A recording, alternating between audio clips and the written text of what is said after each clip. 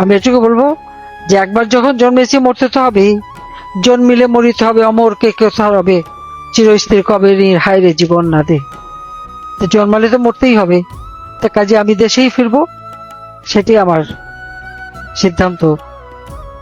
আমি দেখি এখন আবার, আগে বলছে আমাকে ফেরত নেওয়ার চেষ্টা করতে, যে বলি দেশে যাব এখন আগেই ছুতো খুঁজছে কিভাবে যাবে, আইনি প্রক্রিয়া এটা সেটা নানা কথা।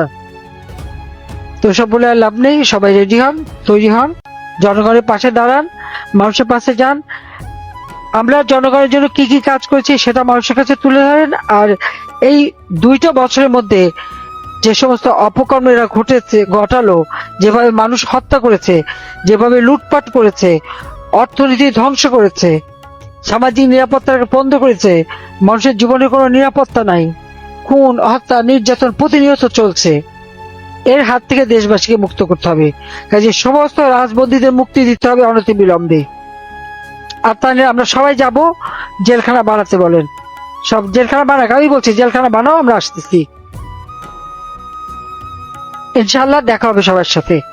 জয় বাংলা, জয় বঙ্গবন্ধু, বাংলাদেশ চিরজীবী হোক।